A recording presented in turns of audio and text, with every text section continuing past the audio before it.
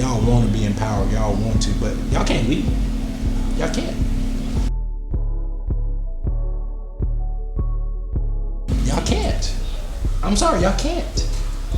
You can't. Well, I can elaborate. I'm calling no filter with Fudge. I'm calling no filter with Fudge. Everything we do is factual, creating a buzz. They wanna know where I got it. I told them I got it from Fudge.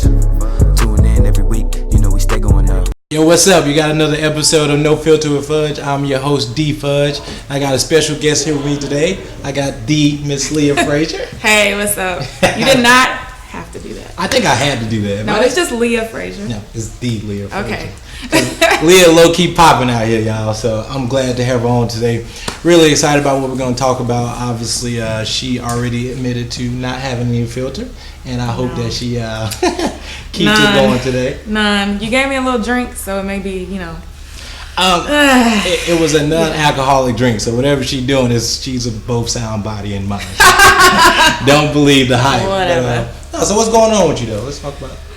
Nothing, I run my own company. Mm-hmm. So Think 3 Media. So a lot of marketing, social media, PR, TV, radio, just basically you can tell me how to do this better. That's all she's saying is like. Improvement's always good. I think you're doing a good job. Yeah. Well, just starting off, so I appreciate that. I feel like I got a good team around me, so we just doing what we do. The biggest thing about it is just keeping the conversation going. Okay. One of the things that always come up or people have decided to discuss was this whole dating in the workplace thing. Are you guilty?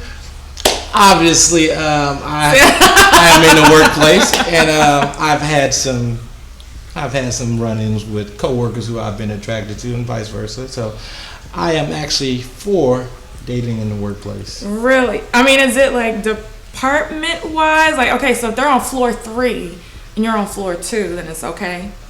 Or in cubicle south and you're cubicle north.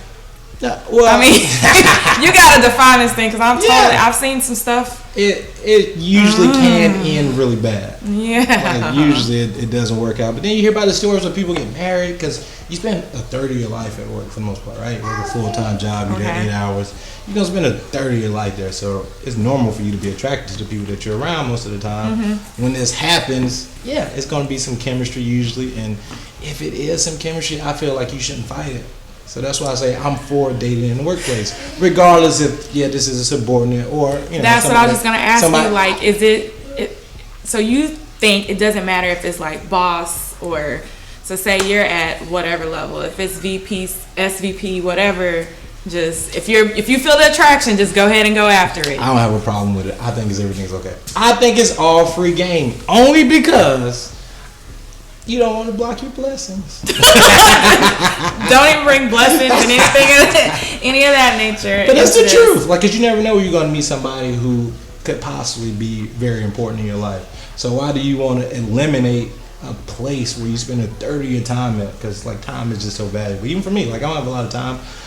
I don't always get to, despite what you might see on my story, I don't get the time to go out and mingle as much as I would like. So you don't have no choice. It's like workplace or not. Well, my current job, I only have a few people that work with me anyway. But when you work for like a big corporation or something where it's 200, 300, 400 employees, I mean, it's very easy to fall for somebody. I think anyway. I think okay. So to your point, if it's 200, 300, 400, whatever. So I used to be in-house counsel in my former life. I was an attorney, right? Mm-hmm. But there was like a campus. There was 3 buildings. So if you... And you got to eliminate... You think you should eliminate all those people? No. I think there are stipulations around dating in the workplace. Okay? But if it's a campus and I'm in building A and somebody else is in building C, then I think I'm fine with that because if things go south, I don't have to really see you. We don't have to be around each other. See? I mean, I've seen things just go... way left. I've seen actual altercations at law firms that I've worked at on the floor because they were once dating at one point in time. They broke up. Now he's dating somebody else in the workplace. She can't take it. Fights. I mean, it could get really, really ugly. So why you want to mess up your money like that? And that's what happens. No, I was about to say, I know I got a really good friend who does that all the time. Fights? I'm sorry. Not fights, but just always get involved with coworkers. and it has led him to several. But earlier you were talking about love don't block your blessings, get married. Because it hasn't led him to marriage. So it depends on the person, clearly. No, let me tell you what it depends on. Right? He's not watching. He definitely will be, and I'm glad. All right. Here's the caveat to it. You basically have to have boundaries whenever you decide to do this. If you decide to date a coworker, you got to know. And I know things gonna change, and it can get messy, especially with women and breakups. But that's a whole different. That's a whole different topic. Women and breakups. Well, you know how emotional you guys. Y'all act crazy too. You know how emotional people can get. I won't even say y'all. Yeah, thank you. People. You know how emotional people can get when they go over breakups or matters of the heart. But all I'm saying is, if you set the expectation early on, basically communicate, then I don't think it will be a big issue whenever you're with somebody in the workplace. Okay, so setting the expectation, dating in the workplace though. Yeah. Like you have a conversation. Is it okay if something goes? If this doesn't work out. But how you pursue someone shows like what you really want to happen from that type of relationship. Again, if you're doing something that is elaborate or just like big for them, then that means you probably want more of them. But some of your friends will do all the elaboration and all of that, and there's the illusion of all of that, right? And we believe in an expectation, but that's not really what's up in here for you guys. And we're not going to talk about that topic. Yeah, I was gonna say, I already know where that's going. You know what I'm saying? So, like, I just don't think that that's like a basis of any type of decision making whatsoever.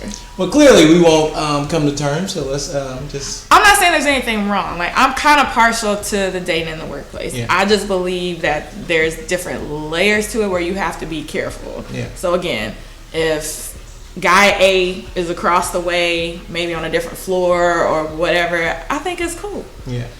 But a little too close quarters and y'all break up, or maybe you're working on the same project or something like that, and then things go south. I mean, the vibe, the energy may be off. It could lead to you not performing well in the workplace. Yeah. So why would you want to mess up your money like that?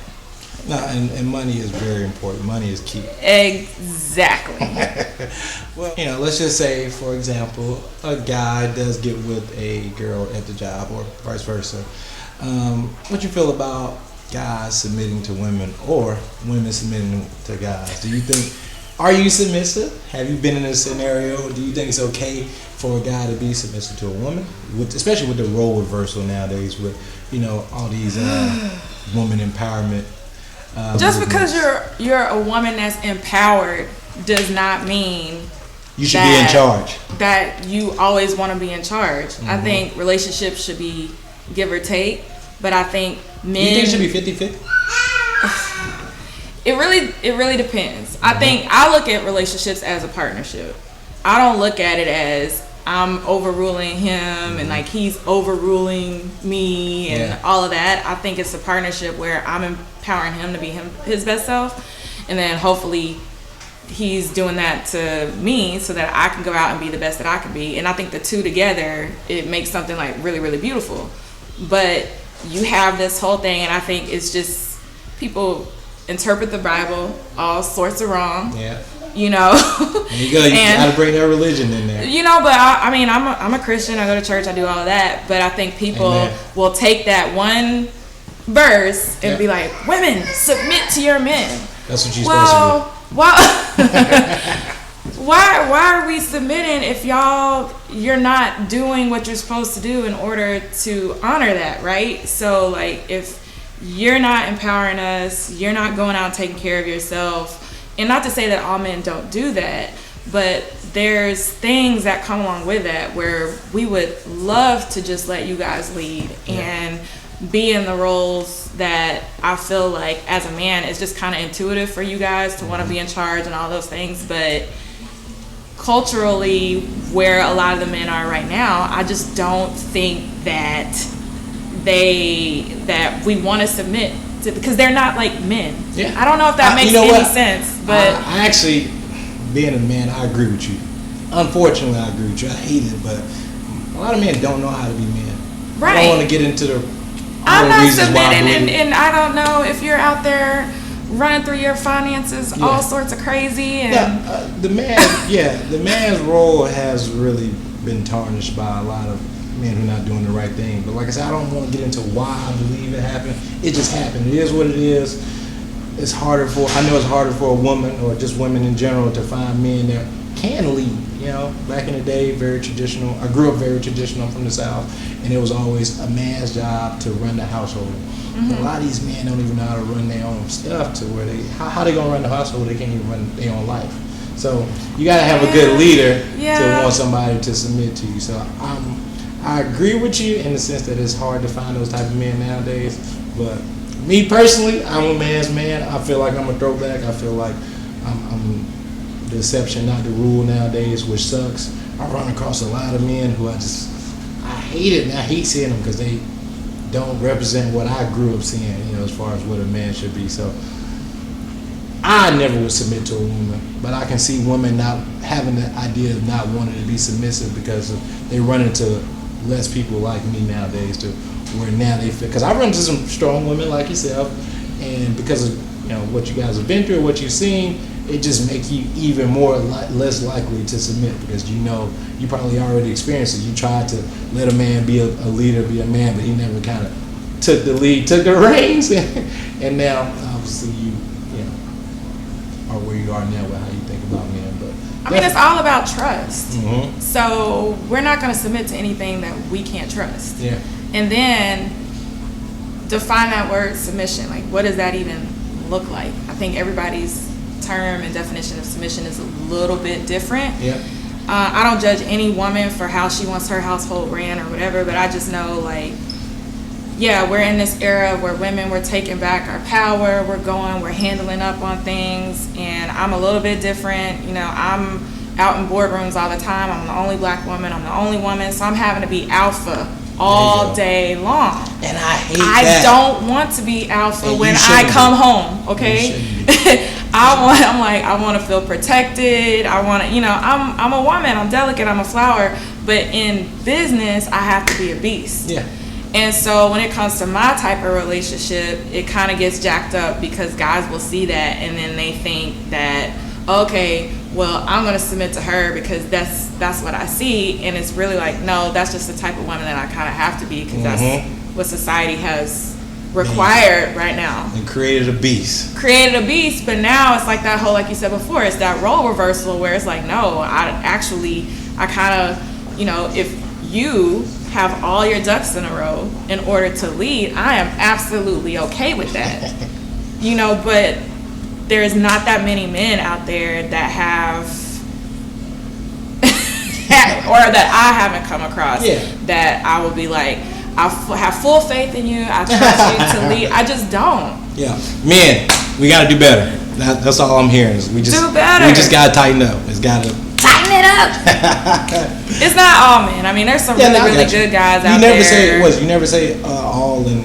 No, not at all. But I think, I mean, on social media, it was viral not too long ago where Fantasia and her husband were kind of talking about what the word submission was, and you know, men are the head, women wear the neck. The head can't move without the neck. And I was like, yeah. You know, driving force. But I do see something though in men where they're better leaders when they have a woman that's kind of pushing them to excellence. Yeah. And if you want to talk Bible, a lot of the great men, there was a whole group of women that were pushing them to be who they were called to be. Yeah, I think so I'm just saying. No, I'm with you. I agree with you. You said nothing that I don't agree with. I just hate it. I just hate that it's become this way. But one of my former guests was telling a story about when he went to Vegas one time, and a buddy of his had actually had a couple of hot girls that wanted to get flued out, and he flew them out, but they were under the impression that all they had to do was just come out and show up. Clearly, when he flew them out, the expectation was they were going to come out, show up, and have sex. You know, probably in that order too. So one of the girls was with it, the other girl wasn't with it. So the girl that wasn't with it got flued back. No, she got kicked out in Vegas because clearly he wasn't going to fly her back. Wait, hold on, before you get to the rest of the story. Was friend A friends with friend B? Were they both Yeah. friends? So friend A didn't tell friend B the plan. Friend great. A was down with it, but friend B wasn't down with it. Oh, so this is great. I say all that to say, you know, what was he wrong? I mean, I guess you have your own opinion about it. Was he wrong? But what you think about setting expectation whenever you are in any transactional deal? You know, transactional. Because that's what it is. The words we're using right now. Any relationship is going to be transactional when you first meet someone. It is very transactional. It Hey, is. I take you out to dinner. Hey, Dinner does not equal sex. Nick and Sam's. That is I the just keep using Nick and is the- Sam's because I love Nick and Sam's. I know. But I really That's do. the expectation, But, though. no, it is not. For most guys, you go through the courting stage of, hey, Most women, like, see, again, y'all have, I don't know what this is. Dinner does not equal sex. what I'm saying dinner doesn't, but it's on the same How much wavelength. money y'all? No, it's on the So same. I no, need a it's on the chart. same wavelength. It's like, all right, this is the steps that you take to get to. Obviously, I need a what you chart. want. I need a chart that says, you know how it's like they show the restaurants on Facebook and it's the dollar signs shows you like how much everything is. I need the dollar signs. Like, okay, $1 sign means we cool. $2 signs mean, you know, you get a little rub. $3 signs, you know, That's make exactly out. what I'm And saying. then $4 signs mean You gotta have that conversation in the very beginning. Communication is everything, right? So if she had obviously talked to this guy or a friend, that's not realistic.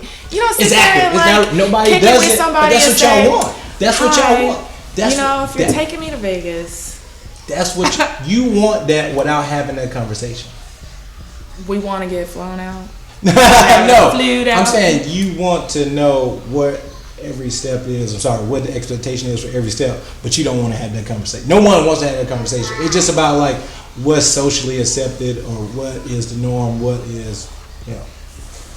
Yeah, I think that, yeah, you should open up and have that conversation, but there's certain things where y'all automatically think if I do that, A, it equals sex, and in our minds it's like, nah, we're just going to kicking it and having a good time. But how often do you say that in the beginning? That's my whole No point. one says that because And it's not that's why we normal. keep- and that's It's why we not, keep it's having this normalized not to That's talk why you about got it. Jerry Springer. That's why you got Maury. all these. Yeah, that's why you Maury. got all these different reality shows that have all this drama. Is because that's scripted drama. But anyway, that's why a lot of drama happens in the world is because you don't have these conversations. Let me tell you what happens. Let me Here tell you you go. what happens. There you go, Leah. Let's You do guys it. tell us to have a conversation. The moment we're like, okay, look, I really like you, whatever situation, but we're just kicking. I just want to get to know you. I.e. means you're not getting the cookie out of the jar for whatever. Y'all are like, you not. I'm out. Yeah. All the time. So the girl is like, well, dang, I just want to kick it. Like maybe, and I'm not this woman, but there's some women like maybe I could change his mind. Like he'll like my personality. I think that's more women. Then you get into it and you're thinking I could change his mind. He'll think I'm a nice chick. I ain't gonna have to put out whatever. But the whole time y'all like, look, it's date 3 or 4. I'm out. Yeah. So it's not. If you had that conversation in the beginning, there would never be a first or second date because y'all are gonna be like, peace. Right. I'm out.